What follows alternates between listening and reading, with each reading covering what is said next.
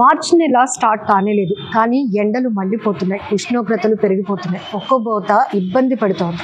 ఇలాంటి సిచ్యువేషన్లో ఇంకా పూర్తి స్థాయిగా ఎండలు మొదలైతే రోడ్డు మీద మనం నడవగలమా అనేటటువంటి భయం పట్టుకుంటుంది.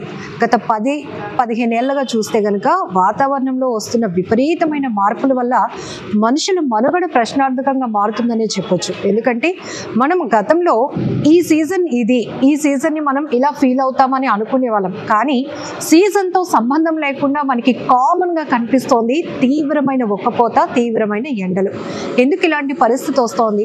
సో మన లైఫ్ స్టైల్లో చాలా చేంజెస్ వచ్చాయి. ఈ క్రమంలోనే మన కన్వీనియంట్ కోసం మన వాతావరణాన్ని ఎలా డ్యామేజ్ చేస్తున్నామో పర్యావరణవేత్తలు, ప్రొఫెసర్స్ ఎప్పటికప్పుడు హెచ్చరిస్తూనే ఉన్నారు. సో గతంలో కూడా మనం చూసుకుంటూ ఉన్నాం, ఈ ఏడాది ఇలా ఉందంటే నెక్స్ట్ ఇయర్ ఎండలు ఇంకెలా ఉంటాయి బాబోయ్ అని మనం మాట్లాడుకుంటూనే ఉన్నాం ప్రతి సంవత్సరం కూడా. సో ఇప్పటికీ కూడా ఎండల గురించి ప్రతి ఒక్కరు భయపడుతూనే ఉన్నారు. అలా అని మనం డైలీ లైఫ్ స్టైల్ ముందుకు వెళ్ళాలి అంటే ఖచ్చితంగా మన పనులు మనం మానకుండా తప్పదు. అలాంటిది మరి నడి రోడ్డుపై పనిచేసే వాళ్ళ పరిస్థితి ఇంకెంత దారుణంగా ఉంటుంది. మొహాలు కమిలిపోతున్నాయి, ఎండకి ఎండిపోతున్నారు, డీహైడ్రేట్ అయిపోతున్నారు, అనేక రకాలైన అనారోగ్య సమస్యలు కూడా మనం సమ్మర్లో ఎక్కువగా చూస్తున్నాం. బట్ ఇలాంటి పరిస్థితులకి అసలు ప్రధానమైన కారణాలు ఏంటి? అధ్యయనాలు ఏ రకంగా మనల్ని హెచ్చరిస్తున్నాయి, ఏ రకంగా మనల్ని నాలెడ్జ్ షేర్ చేస్తున్నాయి అనే విషయాలు కూడా తెలుసుకుందాం. మనతో పాటు ప్రొఫెసర్ ఉదయ్ భాస్కర్ రెడ్డి గారు ఉన్నారు, ఆంధ్ర యూనివర్సిటీ నుంచి. ప్రొఫెసర్ గారితో మాట్లాడి చాలా విషయాలు తెలుసుకుందాం. నమస్తే అండి. సార్, లాస్ట్ ఇయర్ కూడా మీరు చెప్పారు మనం చాలా తప్పు చేస్తున్నాము, ఆ తప్పే మళ్ళీ మనకి వస్తుంది, రిఫ్లెక్ట్ అవుతుందని. సో ఏంటి సార్, ఎండలు ఇంకా మనం మార్చిలోనికి వెళ్ళలేదు, ఫెబ్లో ఉన్నప్పటికీ కూడా ఇంతలా? అయితే ఒకటండి, మీరు ఈ సమ్మర్ గురించి పడుతున్నటువంటి ఆందోళన దాంట్లో చాలా నిజం ఉంది. ఎందుకంటే ఈ గ్లోబల్ వార్మింగ్ దాని యొక్క కాన్సిక్వెన్సెస్, ఇప్పుడు క్లైమేట్ చేంజ్ అని ప్రపంచం అంతా కూడా దీని గురించి వరి అవుతూ ఉంది. ఎన్విరాన్మెంటల్ డిజాస్టర్ ఇది పెద్ద. అయితే ఒక దీంట్లో కూడా కొంత సిల్వర్ లైనింగ్ ఏమిటంటే 2023, 2024 అవి చాలా పీక్లోకి వెళ్ళిపోయినాయి. టెంపరేచర్స్ అవన్నీ కూడాను హైయెస్ట్ రికార్డ్ చేసినాయి. ఇప్పుడు 23, 24 మీరు అన్నారు చూసారా, సంవత్సరం ఇది ఇంకా భయపెట్టేస్తుందని. ఆ భయం కొంత తగ్గించే విధంగా ఈ మధ్యలో ఒక ప్రిడిక్షన్ ఏమిటంటే, ఇప్పుడు లానినటువంటి ఇంపాక్ట్లో ఉన్నాం మనం. ఈ లానినటువంటి దాని యొక్క ప్రభావం వల్ల అంత తీవ్రంగా ఉండకపోవచ్చు 2025 అన్నది, అది ఒక శుభవార్త. చూద్దాం అది ఎంతవరకు నిజం అవుతుందో చూడాలి. తర్వాత ఇప్పుడు ఈ సమ్మర్లో తీసుకోవాల్సిన జాగ్రత్తలు ఒకటండి. ఇంట్లో ఉన్నప్పుడు కొన్ని జాగ్రత్తలు తీసుకోవాలి, బయటికి వెళ్ళినప్పుడు కొన్ని జాగ్రత్తలు తీసుకోవాలి. ఇళ్లలో ఉన్నప్పుడు తీసుకోవాల్సిన జాగ్రత్తలు ఏమిటంటే, ఈ టెంపరేచర్స్ని మనం పూర్తిగా కంట్రోల్ చేయలేము, అట్లీస్ట్ మిటిగేట్ చేయగలం, అంటే ఏంటి, రెడ్యూస్ చేయగలం. ఆ రెడ్యూస్ చేయడానికి మార్గాలు ఏమిటంటే, మనకి ఈ యొక్క బిల్డింగ్స్ యొక్క రూఫ్ టాప్ సోలార్ ఎనర్జీ దాని మీద పడుతుంది. ఆ తర్వాత సైడ్ వాల్స్ కూడా పడతాయి. వీటి మీద పడిన తర్వాత అవి అబ్జర్వ్ చేసుకుంటుంది, సోలార్ రేడియేషన్ అబ్జర్వ్ చేసుకొని హీట్ కింద కన్వర్ట్ అయ్యి ఆ హీట్ని మనకి ఇండోర్ ఎన్విరాన్మెంట్ లోపల ఉన్నటువంటి దీంట్లోకి, మన నివాస స్పేస్లోకి ట్రాన్స్మిట్ చేస్తాయి. ఇది ఆ యొక్క సూర్యరశ్మిని ఎంత ఎక్కువగా అబ్జర్వ్ చేస్తాయో దాన్ని బట్టి ఉంటుంది. అది ఎక్కువ అబ్జర్వ్ చేస్తే మనకు ఎక్కువగా డిస్కంఫర్ట్ ఉంటుంది. అలా కాకుండా ఎక్కువ రిఫ్లెక్ట్ చేస్తుంది అనుకోండి, ఎక్కువ రిఫ్లెక్ట్ చేస్తున్నప్పుడు మనకు ఆ యొక్క అసౌకర్యం తక్కువగా ఉంటుంది. అందుకని ఎప్పుడు కూడాను అసలు బిల్డింగ్ కన్స్ట్రక్షన్ అప్పుడే జాగ్రత్తలు తీసుకొని, ఇవి హై రిఫ్లెక్టివిటీ మెటీరియల్స్, అంటే ఆల్బిడో అంటారు దాన్ని, రిఫ్లెక్టివిటీని ఆల్బిడో అంటారు. ఆ హై ఆల్బిడో ఉన్నటువంటి మెటీరియల్స్ని మనం కనుక ఉపయోగించుకుంటే కొంతమందికి అప్పుడే చేస్తాం, ముందు చూపది. అది లేనప్పుడు, ఇప్పుడు ఆల్రెడీ బిల్డింగ్స్ కట్టిన తర్వాత మనం ఏం చేయాలి, అది మనం చేయలేము, అలాంటి ఆచరించలేము. పైన వెళ్ళి రూఫ్ టాప్ ఉంది, ఆ రూఫ్ మీద శుభ్రంగాను ఈ వైట్ పెయింట్స్ ఉన్నాయి.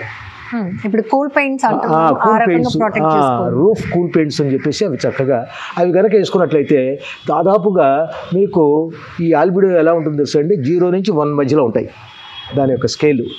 ఇది దాదాపుగా 0.9, 1 దాకా వెళ్ళిపోతుంది, ఏది ఈ కూల్ పెయింట్ వల్ల. అందువల్ల టోటల్గా అది రిఫ్లెక్ట్ చేస్తుంది. కాబట్టి మనం సమ్మర్లో దాని యొక్క ప్రభావం మన మీద ఉండదు. అది ఒకటి. ఇది కానప్పుడు ఇంకోటి ఏం చేయాలంటే, పీవీసీ వైట్ షీట్స్ ఉంటాయి, అయ్యేనా కానీ రూఫ్ అంతా పరుచుకోవాలా. ఇది కూడా కాదనుకోండి, పైన హైడ్రోఫోనిక్స్ అని చెప్పేసి ఈ మధ్య కొత్తగా మన వాళ్ళు ఇంట్రడ్యూస్ చేసి బాగానే ప్రాచుర్యంలోకి వచ్చింది. హైడ్రోఫోనిక్స్ అంటే ఏం లేదు, సాయిల్ అక్కర్లేదు, శుభ్రంగా వాటర్లో మీరు మొక్కలన్నీ పండించుకోవచ్చు, కూరగాయలు గిరగాయలు అని చక్కగానే ఇది వస్తుంది. అది ఎప్పుడైతే మీరు ఆ యొక్క రూఫ్ అంతా కూడా కవర్ చేసి దీంతో ఇది చేస్తున్నారో ఆ రూఫ్ వేడెక్కకుండా మనకి లోపల అది ఒకటి. ఇది కూడా కాదనుకుంటే ఇంకొకటి డబుల్ బెనిఫిట్ ఉన్నటువంటిది ఇంకొకటి ఏంటంటే మీ రూఫ్ని సోలార్ రూఫ్ తోటి కప్పిచేయండి. అంటే కప్పేయడం అంటే ఇన్ సెన్స్ కవర్ చేసేయండి. ఆ సోలార్ రూఫ్స్ ఏమిటి, ఈ మధ్యకాలంలో మన సెంట్రల్ గవర్నమెంట్ కూడా చక్కగా సబ్సిడీస్ తోటి మంచిగా దాన్ని ఎంకరేజ్ చేస్తుంది. ఆ సోలార్ రూఫ్స్కి వెళ్ళామనుకోండి, మనం సూర్యరశ్మిని దాని యొక్క నెగిటివ్ సైడ్ మనం చూసేప్పుడు దాన్ని పాజిటివ్గా దాని అడ్వాంటేజ్ తీసుకుందాం. ఈ ప్యానల్స్ శుభ్రంగా ఆ సోలార్ దీన్ని తీసుకొని ఎనర్జీ కింద కన్వర్ట్ చేసి మన ఇంటి మొత్తానికి కరెంట్ని ఇస్తుంది. మన కరెంట్ బిల్లు తగ్గిపోతాయి, ఎలక్ట్రిసిటీ బిల్లు తగ్గిపోతాయి. తర్వాత రూఫ్ ఆ ఎండ నుంచి ప్రొటెక్ట్ చేయబడుతుంది, దానికి రూఫ్ని తాకదు కనుక ఆ రూఫ్ నుంచి కిందకి ట్రాన్స్మిట్ కాదు వేడి. ఈ విధంగా మనం సమ్మర్ యొక్క తాపాన్ని, ఏది సూర్యతాపాన్ని మనం ఎలా తగ్గించుకోవడానికి ఈ మెథడ్స్. ఇంకొకటి ఏమిటంటే ఒకటండి, వెంటిలేషన్, ప్రాపర్ వెంటిలేషన్ ఒకటి ఉండాలి. ఆ వెంటిలేషన్కి మనం జనరల్గా దీని గురించి పెద్ద బోధరగాం. మనం తలుపులన్నీ వేసి పడేస్తాం, విండోలన్నీ వేసేస్తాం. తలుపులు విండోలు వేసినప్పుడు మీకు క్రాస్ వెంటిలేషన్ ఎక్కడ ఉంది? క్రాస్ వెంటిలేషన్ ఉండదు. ఉండనందువల్ల ఆ పైన ఈ మెజర్స్ తీసుకోలేదు అనుకోండి, ఆ పైనుంచి అలాగా హీట్ అంతా కిందకి ట్రాన్స్మిట్ చేస్తుంటుంది. ఈ లోపల ఫ్యాన్లు వేస్తాం. ఈ ఫ్యాన్ ఏం చేస్తుందంటే ఆ పైన స్లాబ్ నుంచి, ఆ రూఫ్ స్లాబ్ నుంచి తీసుకున్నటువంటి ఆ హీట్ని లోపల మన అందరి మీదకి అలా కొడుతుంటుంది. దాని బారిని పడతాం. అందుకని చెప్పేసి క్రాస్ వెంటిలేషన్ ఉండాలి. శుభ్రంగా కిటికీలన్నీ తీసి ఉంచాలి. లేదు సన్ రేస్ పడుతున్నాయి అనుకోండి, కట్టన్ వేసుకోండి, కిటికీలు బట్టి తీసి ఉండాలి. ఆ విధంగా ఉన్నప్పుడైతే కాస్త క్రాస్ వెంటిలేషన్ ఎప్పుడైతే కాస్త మూవ్ అవుతుందో ఇది అవుతుంది. ఆ తర్వాత ఇక ఇవి గ్రీన్ వాల్స్ అని చెప్పేసి ఈ మధ్య ఇది ఉన్న బిల్డింగ్స్ కానీ ఇప్పుడు పక్కన మన వాల్ ఉందనుకోండి, ఈ వాల్ శుభ్రంగా మొక్కలను అంటించుకుంటూ పోవచ్చు. అవి ఏంటంటే క్రేపర్స్ అనమాట. అవి అలాగా దానికి పాక్కుంటూ వెళ్ళిపోయి శుభ్రంగా అసలు మీకు చూస్తే అదంతా కూడాను మన కింద లాన్ ఎలా ఉంటుందో ఈ గోడ అంతా లాన్ లాగా అయిపోతుంది ఆ క్రేపర్స్ తోటి. ఇక అప్పుడు మీకు వచ్చినటువంటి ఎండ ఏమవుతుంది, ఇది ఈ మొక్కలే అబ్జర్వ్ చేసుకుంటాయి సూర్యరశ్మిని, మన గోడల మట్టికి ట్రాన్స్మిట్ చేయవు వేడిని. అది ఒక గ్రీన్ వాల్స్ కింద తయారు చేసుకుంటాము. అలాగనే రూఫ్ గార్డెన్స్కి వెళ్ళొచ్చు. తర్వాత విండో గార్డెన్స్, బాల్కనీ గార్డెన్స్, ఇలాంటివన్నీ కూడా హ్యాంగ్ చేసుకొని మనం ఇది చేసుకుంటే చాలా మటుకి మీకు ఈ ఉష్ణోగ్రతను కంట్రోల్ చేసుకోవచ్చు. సో మీరు చెప్పినట్టు ఇవన్నీ కూడా వాల్యుబుల్ సజెషన్ సార్. బట్ ఎప్పటికప్పుడు రీసెర్చ్లు జరుగుతున్నాయి. పర్యావరణంలో ఇంత మార్పులు మనం ఎందుకు చూస్తున్నాం, నెక్స్ట్ జనరేషన్ అసలు ఏమైపోతారు, ఈవెన్ ఒక పార్కులు కానీ ఇట్లాంటివి, లేకపోతే మీరు చెప్పినట్టు ఇవన్నీ సెల్ఫ్ ప్రికాషన్స్, ఒక అపార్ట్మెంట్ కల్చర్ ఇట్లా ఉండేటప్పుడు. కానీ మనం ఆన్ రోడ్ వెళ్ళాలంటే మీరు చూడొచ్చు ఏదో కర్ఫ్యూలా కనపడుతుంది సార్. సమ్మర్ లో అసలు జనాలు బయటకు రావాలంటే భయపడతా ఉంటారు. ఎందుకు ఇలాంటి సిచ్యువేషన్స్ వస్తున్నాయి? మీరు చెప్తున్న దాంట్లో చాలా నిజం ఉందండి. ఎందుకంటే ఇదంతా కూడా ఇదిగో ఈ గ్లోబల్ వార్మింగ్ మనం చాలా లైట్గా తీసుకుంటున్నాం. గ్లోబల్ వార్మింగ్ అంటే ఏముందిలే అని చెప్పేసి, ఇప్పుడు ఇంకా జరగబోయేది, ఇంకా టైం ఉందిలే, ఇంకా మనం ఎస్కేప్ అవుతాంలే, మనకు కాదులే అనేటువంటి ఒక ఈ భావం అనమాట. కానీ ఇప్పుడు మనకు కళ్ళ ముందర కనిపిస్తున్నాయి ఆ గ్లోబల్ వార్మింగ్ కాన్సిక్వెన్సెస్ అన్నీ మనం చూస్తున్నాం. చూడండి, తీవ్రమైన తుఫాన్ల యొక్క ఫ్రీక్వెన్సీ పెరిగింది. తర్వాత రెయిన్ఫాల్ ఏదో 2 సెంటీమీటర్లు 3 సెంటీమీటర్లు పడింది, లేదా 5 సెంటీమీటర్లు పడిందంటే పర్లేదు. 50 సెంటీమీటర్లు 50 సెంటీమీటర్లు. తర్వాత మీరు చూశారు కదా దుబాయ్లో వరదలు ఏమిటండి, డిజైర్ ఎడారిలో వరదలు, శుభ్రంగా వాళ్ళ కార్లు గిర్లను కొట్టుకుపోయినాయి, 2 ఫ్లోర్లని మునిగిపోయినాయి. అలాగనే రాయలసీమలో వరదలు. దీనికి ఏమిటంటే ప్యాటర్న్ అంతా చేంజ్ అయిపోతుందండి. ఇంతకుముందు ఏంటంటే ఈ మాన్సూన్స్ కానీ సీజన్స్ కానీ ఇవన్నీ కూడా ఒక పర్టికులర్ టైం షెడ్యూల్లో వస్తుండేవి. ఆ ఫలానా ప్రాంతం ఇదేమో ట్రాఫికల్, ఫలానాదేమో టెంపరేటివ్, ఫలానాదేమో ఇదేమో డెజర్ట్, ఇదేమో మాయిస్ట్ అని ఈ విధంగా మనం కేటగరైజ్ చేసుకున్నాం ఏరియా వైజ్. ఇప్పుడు అది పోతూ ఉంది. ఇప్పుడు మీకు డెజర్ట్స్ అన్నిటి కూడానేమో హై రైన్ఫాల్ వస్తున్నది. ఆ చిరపుంజి ఉంది చూసారా, ఆ చిరపుంజిలో అక్కడ వాళ్ళకి వాటర్ క్రైసిస్, హైయెస్ట్ రైన్ఫాల్ వచ్చేది చిరపుంజి. అట్లాగే ఇలాంటివన్నీ కూడాను ఇదిగో ఈ గ్లోబల్ వార్మింగ్ యొక్క దీని యొక్క కాన్సిక్వెన్సెస్ అనమాట. బీచ్ సిటీస్ ని ఎంత బ్యూటిఫుల్ లొకేషన్స్ గా ట్రీట్ చేస్తారో, సమ్మర్ వచ్చేటప్పటికి అమ్మ బాబోయ్ వైజాగ్ లో అసలు ఉండలేకపోతున్నాం, తీవ్రమైన ఒక్కపోతా అంటాం. మనకి ఒక రకంగా బీచ్ మనకి బ్లెస్సింగ్ ఇన్ డిస్గైజ్ అండి. ఈ సమ్మర్ సొల్యూషన్స్ లో బీచ్ కూడా ఒకటి. ఎందుకంటే చక్కగా ఇంట్లో నుంచి బయటపడిపోయి పని లేనప్పుడు Yes, yes. శుభ్రంగా బీచ్లో సేద తీరొచ్చు. ఎందుకంటే అక్కడ హ్యూమిడిటీ లెవెల్ ఎక్కువ ఉంటుంది, వాటర్ అంతా కూడా ఎవాపరేట్ అవుతుంది, Yes. ఆ హ్యూమిడిటీ లెవెల్ ఉంటుంది కాబట్టి మనకు కొంచెం టెంపరేచర్ కంట్రోల్ అవుతుంది. Yes. తర్వాత సమ్మర్లో మీకు స్వెట్ ఎక్కువ వస్తుంది చూడండి. అది మన వైజాగ్ లో ఎక్కువగా ఉంటుంది. స్వెట్ కూడా ఎందుకు తెలుసా, అది మనకు సెల్ఫ్ డిఫెన్స్. మన బాడీ టెంపరేచర్ ఎప్పుడైతే ఇది అవుతుందో, ఈ బాడీ టెంపరేచర్ పెరిగినప్పుడు మనకు కమాండ్ ఇస్తుంది బాడీ, ఎస్ స్వెట్ వచ్చేసి మనకు శుభ్రంగా కూలింగ్ ఎఫెక్ట్ అనమాట. Yes. కూల్. అలాగా అది ఆ బీచ్ వల్ల అడ్వాంటేజ్. అయితే వీటన్నిటికి ఒకటేనండి, దీని చుట్టూ కూడా ఏం చేయాలంటే చక్కగా చెట్లు ఒకటి పెంచాలి, గ్రీనరీ పెంచుకోవాలి. ఈ మొక్కలు అనేది బాగా కంపల్సరీ చేయాలండి. 30% మీకు లివింగ్లో ఏదైనా కానీ, ఇప్పుడు 300 గజాల్లో ఒక ఇల్లు కట్టుకున్నారు అనుకోండి, 300 గజాల్లో 100 గజాల్లో కంపల్సరీగా గ్రీనరీ ఉండాలి, మొక్కలు పెంచాలా అనేది కనుక ఒక మ్యాండేట్ చేస్తే, ఇప్పుడు ఏమవుతుంది తెలుసా, ఒక చెట్టు ఉందనుకోండి, పెద్ద చెట్టు, ఒక మామూలుగా మీడియం చెట్టులో ఉందనుకోండి, అది మీకు దాదాపుగా 10 ఏసీలు పెట్టు, అది 10 ఎయిర్ కండిషన్స్ మీరు ఆన్ చేసినట్లు లెక్క. అంటే దాని చుట్టూ ఉన్నటువంటిది, అంటే మరి ఇక్కడ ఏదో నాకు చెట్టు ఉంది కాబట్టి ఇది మొత్తం చేస్తుందని అనక్కర్లేదు. మైక్రో క్లైమేట్ అంటే ఇప్పుడు మనం ఇంత అపార్ట్మెంట్ దగ్గర ఉన్నాం, ఇంటర్వ్యూ చేయడానికి చెట్టు నీడ వెతుక్కొని రావాల్సి రైట్, అలాగా. అందువల్ల ఈ మైక్రో క్లైమేట్ అంటే ఆ చెట్టుకు దగ్గరలో ఉన్నాడు. అందుకని మన ఇంటి చుట్టూ కనుక మొక్కలు కనుక వేసుకోగలిగితే అది మీకు ఎలక్ట్రిసిటీ షాకింగ్ బిల్స్ మీ చేతికి ఇవ్వదు, కానీ మీకు చక్కగా కూల్ చేసి మంచి బ్రీజ్, మంచి చక్కగా మోర్ ఓవర్ ఆక్సిజన్. ఎందుకంటే ప్రతి చెట్టు కూడా అది ఒక ఆక్సిజన్ సిలిండర్, ఆక్సిజన్ ఫ్యాక్టరీ, అది దాని నుంచి చక్కగా ఆక్సిజన్ వస్తుంది. అందుకనే పగటిపూట సమ్మర్లో, ఎండాకాలంలో చెట్టు కింద సేద తీరితే ఎంత హాయిగా ఉంటుందో సప్లై. ఇంకొక పక్క చెట్టు ఏం చేస్తుంది, ట్రాన్స్పిరేషన్. ఈ ట్రాన్స్పిరేషన్కి ఏం చేస్తుంది, కింద నుంచి భూమిలో నుంచి నీళ్ళు తీసుకుంటుంది. నీళ్ళు తీసుకొని అది ఇప్పుడు మనకి స్వెట్ తోటి మన బాడీని మనం ఎలా కూల్ చేసుకుంటుంది మన సిస్టమ్, చెట్టు కూడా ఆ సిస్టమ్ కూడా చూడండి ఎంత డెలికేట్గా ఉంటాయి. చిగురుటాకులు, ఆ పువ్వులు అవన్నీ కూడా మరి అవన్నీ ఏమవుతాయి, ఈ స్కార్చింగ్ సన్లైట్ శుభ్రంగా మాడి చనిపోతాయి. అలా కాకుండా ఉండటానికి దానికి ట్రాన్స్పిరేషన్ అనేటువంటి మెకానిజం ఉంది. ఈ వాటర్ తీసుకుంటుంది, ఆ వాటర్ని ఆ వేపర్ ద్వారా ఆ లీవ్స్ మీద ఉన్నటువంటి ఆ స్టొమాటో ఉంటాయి, లీవ్స్ పైన కానీ కింద కానీ, ఆ స్టొమాటోస్ నుంచి పత్ర రంధ్రాల నుంచి ఈ ఆవిరిని అలా పంపిస్తుంటుంది. అప్పుడు అందుకనే చెట్టు మీద చాలా కూల్గా ఉంటుంది, చెట్టు మీద చూసే గాలి కూడా చల్లగా ఉంటుంది చెట్టు కింద కానీ ఇక్కడ. అందుకే చెట్టు కింద సేద తీరాలనేది అదే పగలపూట.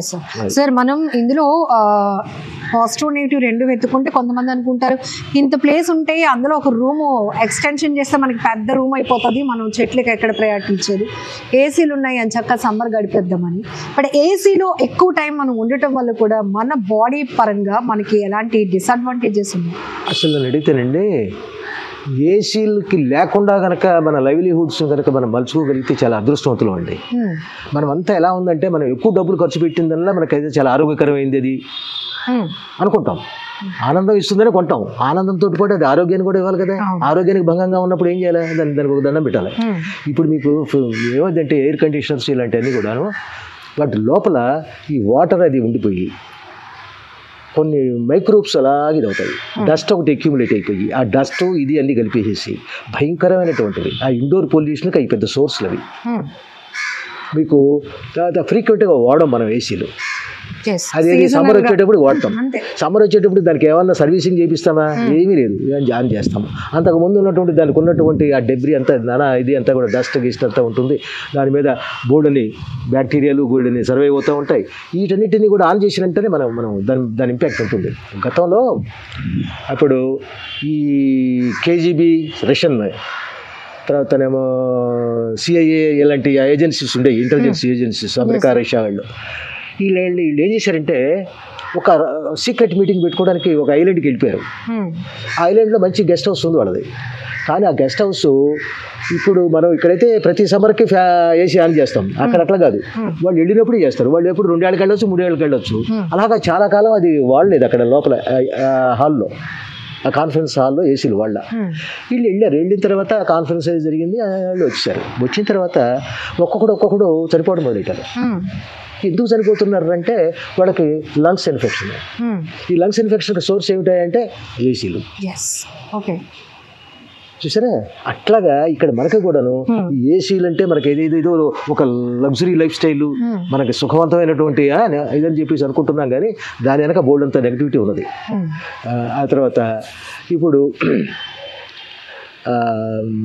ఈ ఏసీ బిల్లు తగ్గాలంటే ఇందాక చెప్పాను కదా, ఇందాక చెప్పినవన్నీ కనుక మీరు పాటించినట్టయితే ఆ వైట్ పెయింట్ రూఫ్ టాప్లో కనుక వేసుకోవాలి. తర్వాత క్రాస్ వెంటిలేషన్ ఒకటి బాగా మెయింటైన్ చేయాలండి. మనం ఏం చేస్తుంటాము, ఈ లైటింగ్ ఒకటి, వెలుతురు ఒకటి, గాలి ఒకటి, రెండు రాకుండా శుభ్రంగా తలుపులు కిటికీలు అన్నీ వేసేసి మళ్ళీ దాని మీద పెద్ద మందమైనటువంటి ఒక కట్టన వేసేసి, ఇది అర్బన్ కల్చర్ లో మనం ఎక్కువ చూస్తాం, కట్టన వేసేసి అప్పుడు దాన్ని ఏం చేస్తాం తెలుసా, లైట్ కావాలని చెప్పి ట్యూబ్ లైట్లు వేస్తాం.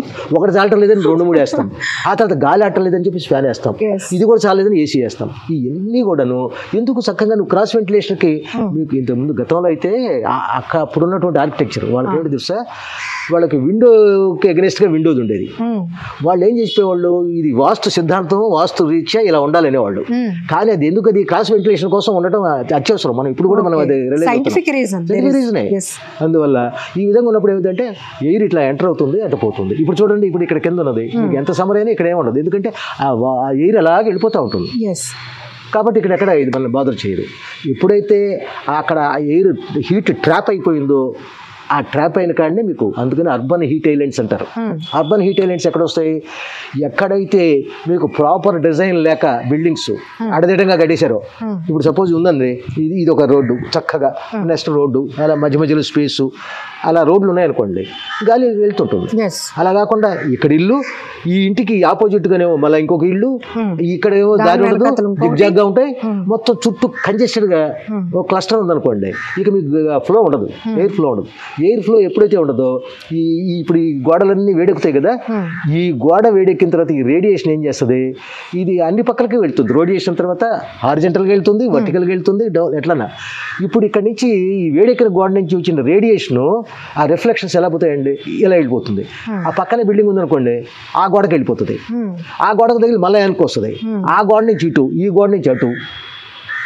ఇది ఇక్కడనే, ఈ హీట్గా బయటకి ఎస్కేప్ కాదు. ఇక ఎస్కేప్ కాకుండా ఇక్కడ ఉన్నప్పుడు మనం దాన్ని హీట్ని మనం లోపల 4 గోడల మధ్య ఉండటం వల్ల బయట ఎన్విరాన్మెంట్ లో ఏం జరుగుతుందో కూడా మనకి తెలియదు. అందుకని చెప్పేసి అందుకనే ఒక ప్రాపర్గా ఒక మాస్టర్ ప్లాన్, ఒక గ్రీన్ ప్లాన్ లేకుండా కనుక కన్స్ట్రక్షన్స్ జరిగాయంటే ఇలాంటి ప్రమాదమే. ఇప్పుడు మీరు వెళ్ళండి, మీరు కొన్ని చోట్లను ఈ కంజెస్టెడ్గా ఉన్న చోట మటుకు విపరీతమైన వేడి ఉంటుంది.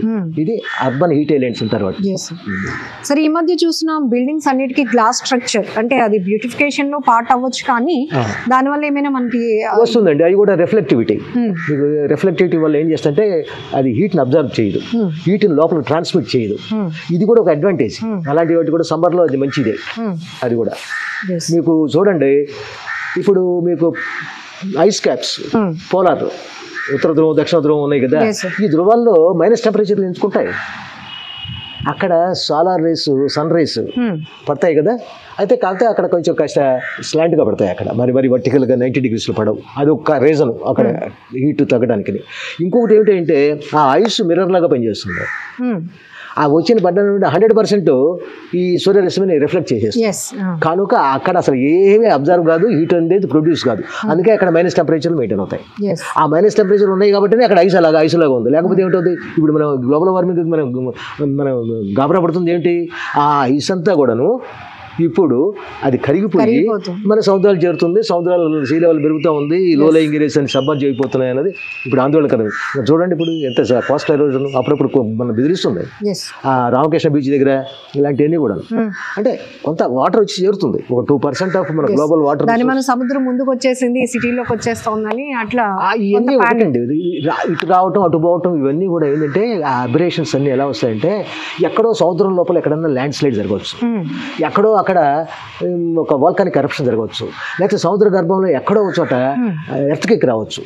ఎర్త్క్వేక్ ఇక్కడ ల్యాండ్ మీదనే కాదు, అక్కడ మీకు సునామీ రావాలంటే ఒక కంపల్సరీగా ఎర్త్క్వేక్ రావాల్సిందే. ఎర్త్క్వేక్ వస్తేనే సునామీ వస్తుంది, లేకపోతే ల్యాండ్ స్లైడ్స్ వల్ల కూడా రావచ్చు. అది ఇప్పుడు మనకి గతంలో వచ్చింది కదా, అది సునామీ. మనకు ఫస్ట్ టైం మనం సునామీ బారిన పడ్డాం. దానివల్ల ఎర్త్క్వేక్ వల్లనే మనకు ఆ వేవ్ లాగా వస్తుంది. సపోజ్ మీరు ఇక్కడ ఒక బకెట్ నిండా నీళ్ళు పెట్టారనుకోండి, మీరు చాచి ఒక పక్కన ఇస్తారంటే దాన్ని వెంటనే బయటకు వస్తాయి కదా, ఎటుపోతాయి నీళ్లు, బయటకే వస్తాయి, అన్ని పక్కలకు పోవు, అటు పోదు. నేను ఎటైతే తన్నానో దాని ఆపోజిట్ డైరెక్షన్ అయిపోతుంది. లేదు మీరు తన్నారు అనుకోండి, అటుపోతుంది. అట్లనే ఈ సునామీ అనేది కూడా, ఈ టైడ్ అక్కడ ఎర్త్కేక్ వచ్చిన తర్వాత ఎటు పోవాలన్నది అక్కడ ఫోర్స్ ఎటు వచ్చిందన్న దాన్ని బట్టి ఇది డిపెండ్ అయి ఉంటుంది. ఇది మనకి ఇటు వచ్చిందంటే అటు నుంచి ఇటు ఫోర్స్ అంతా కూడా రిలీజ్ అయింది అనమాట. ఆ ఎర్త్కేక్లో కొంత ఎనర్జీ రిలీజ్ అయింది. అది రిలీజ్ కాబట్టి ఆ వాటర్ వేవ్ ఇటు వచ్చింది, లేకపోతే ఇంకో చోటుకి వెళ్ళిపోతుంది. అట్లాగే ఏకంగా మనం కొన్ని సమ్మర్ సీజన్స్లో చూస్తాం డెత్ రేట్ కూడా పెరుగుతుంది. ఎందుకంటే చిన్న పిల్లలు పెద్దవాళ్ళు బాగా డీహైడ్రేషన్ మన బాడీలో దాదాపుగా 60% ఆఫ్ వాటరేనండి. మన బాడీలో 60% వాటరే. అలాంటిది 1% వాటర్ కనుక తగ్గిపోయింది అనుకో మన బాడీలో, వెంటనే మనకు సిగ్నల్స్ వచ్చేస్తాయి. పెదాలు ఎండిపోతాయి, నాలుగు పిడిచి కట్టుకుపోతుంది, దాహం అన్నటువంటి సిగ్నల్స్. అసలు దీనికి మంత్రి సత్యనారాయణ లాంటి వాడో లేకపోతే ఇంకొకడో ఎవడో చెప్పక్కర్లే మంచిది తాగమని. మనకి ఆటో సెన్సర్స్ ఉన్నాయి. మనకున్న ఆటో సెన్సర్ మనల్ని గుర్తు చేస్తుంది, నీకు వాటర్ కావాలి, తాగు అని. తాగుతాం. అలాగనే ఒక 10%, అదే 1% కాకుండా 10% వాటర్ లేకనో అందుబాటులో లేకనో తాగలేకపోయామనుకోండి, 10% కనుక డీహైడ్రేషన్ వచ్చిందంటే అది ఇక అలారం బెల్స్ మోగిస్తుంది. చాలా ప్రమాదం అనమాట. ఇక అది డీహైడ్రేషన్ పూర్తిగా. మళ్ళీ దాన్ని పోయి తీసుకెళ్ళి సెలైన్లు కట్టించడం చాలా గదరగోళం చేయాల్సిన పరిస్థితి వస్తుంది. అందుకని ఈ సమ్మర్లో జరగబోయేటువంటి, అందుకనే సమ్మర్లోకి వెళ్ళేటప్పుడు మీకు అంబ్రెల్లాస్ ఉన్నాయి చూసారా, అంబ్రెల్లాస్ బ్లాక్ ఇవ్వద్దు, ఇదొకటి valid. White umbrella, white cloth కనుక అయితే చక్కగా దాన్ని అది రిఫ్లెక్ట్ చేస్తుంది. దానికి మనం చెప్పింది ఆల్బిడో, దానికి ఎక్కువ ఆల్బిడో ఉంటుంది కాబట్టి ఎక్కువ రిఫ్లెక్ట్ చేస్తుంది కాబట్టి మీకు చాలా కంఫర్ట్ ఉంటుంది. బ్లాక్ అయితే అబ్జర్వింగ్ ఎక్కువ ఉంటుంది కాబట్టి ఆ హీట్ మళ్ళీ. కానీ ఇది మీరు వింటర్లో వాడాలి మళ్ళీ బ్లాక్, ఎందుకు వెచ్చగా ఉండటానికి, చలి లేకుండా. తర్వాత మీ డ్రెస్సులు కూడా ఎలా ఉండాలంటే వైట్గానే ఉండాలి. వైట్ డ్రెస్సే వేయండి సమ్మర్లో. తర్వాత ఇంకొకటి ఏమిటంటే వీటిల్లో కూడా కాటన్ డ్రెస్సులు వేసారనుకోండి, అది కాటన్, ఆ ఫైబర్ ఏం చేస్తుందంటే ఆ కాటన్ది చక్కగా స్వెట్ని అబ్జర్వ్ చేస్తుంది. తర్వాత పోరస్గా ఉంటుంది కాబట్టి కాస్త లోపలికి వెంటిలేషన్ అనమాట, ఎయిర్ని అలౌ చేస్తుంది. ఆ ఎయిర్ని అలౌ చేసి ఆ స్వెట్ ఎయిర్ కాబట్టి ఈ రెండు బాడీ దాని అంతటా దాన్ని తయారు చేసుకున్నటువంటి డిఫెన్స్ మెకానిజం అనమాట అగెన్స్ట్ సమ్మర్ హీట్, ఈ చెమట అనేది. అందువల్ల ఇన్ని ప్రికాషన్స్ అవి తీసుకోవాలా. చక్కగా మంచినీళ్ళు గట్రా, వాటర్ బాటిల్స్. ఈ రోజుల్లో ఫ్యాషన్ అయిపోయింది, మనుషులు కూడా చాలా బద్ధకస్తులు అయిపోయారు. మనం సివిలైజ్డ్ అవుతున్నాము, మోడర్నైజ్ అవుతున్నాము అంటే దాని అర్థం బద్ధకస్తులు గమ్మని కాదు. పోయేటప్పుడు బయటకు వెళ్తున్నప్పుడు ప్రయాణప్పుడు ఒక వాటర్ బాటిల్ ఎందుకు పట్టుకెళ్ళకూడదు ఇంటి నుంచి? ఆడపోయి బయట పోయి ప్లాస్టిక్ డబ్బా ఎందుకు కొనుక్కోవాలి? నిజానికి ప్లాస్టిక్ బాటిల్లో ఉన్న వాటర్ కంటే మున్సిపాలిటీ వాళ్ళు సప్లై చేసే వాటరే చాలా బెలు. ఎందుకంటే దాంట్లో చక్కగా వాళ్ళు ఏదో ఒకటి చేస్తారు. అంటే అది ఓజోనైజేషన్ చేస్తే ఇంకా మంచిది.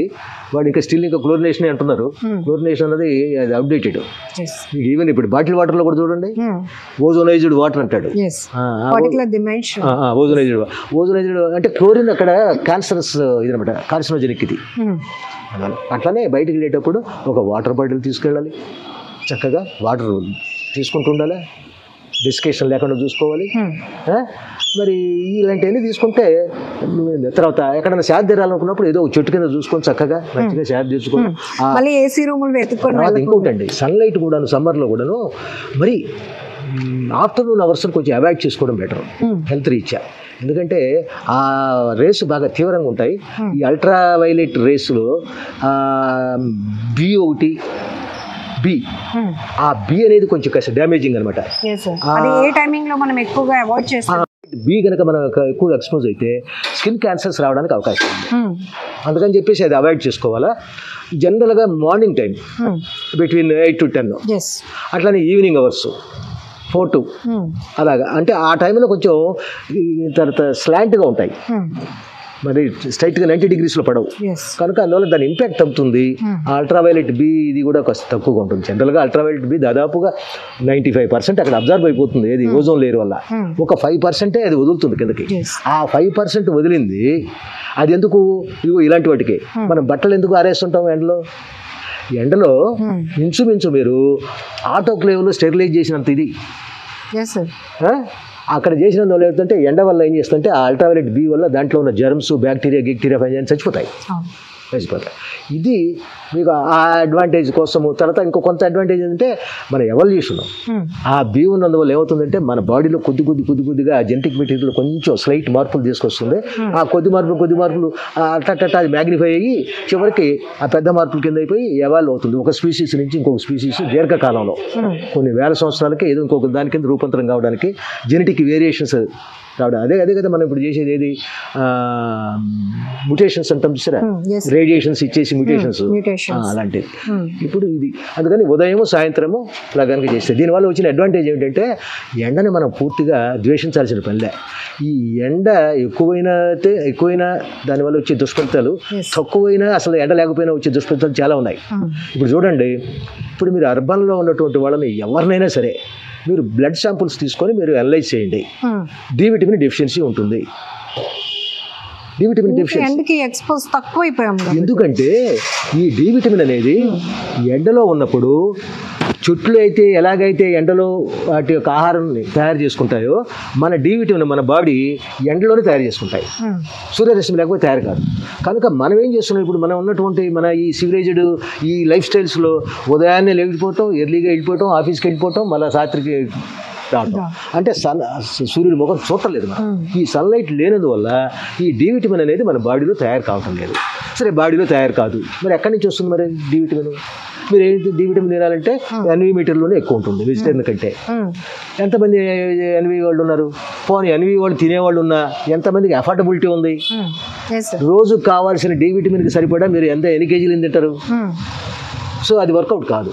కనుక అందుకని నేచురల్ గా వచ్చే దాన్ని మనం యూటిలైజ్ చౌకగా ఉచితంగా ఇది అంటే కనుక ఎండలో ఉదయం పూట అలా సాయంత్రం పూట ఏదో వాకింగ్కి వెళ్ళిపోయి, అందుకని చాలామంది ఏం చేస్తుంటారంటే స్కర్ట్స్ వేసుకొని తర్వాత ఏమో చిన్న ఇది వేసుకొని స్లీవ్లెస్ వేసుకొని బీచ్ల్లోకి వెళ్ళటంలో కారణం అదే. వాళ్ళకి ఆ డి విటమిన్ కూడా అడ్వాంటేజ్ ఇదే. మామూలుగా వాకింగ్ అడ్వాంటేజ్ లాగా అది మల్టిపుల్ బెనిఫిట్స్. అంతేగాని వాళ్ళు ఏదో వాళ్ళని చిన్న చూపు చూడాల్సిన అవసరం లేదు. వాళ్ళు తెలివిగా ఆ డి విటమిన్ కూడా పొందుతున్నారు నడుస్తూ. Thank you sir, very valuable information. Right, thank you. Right, good.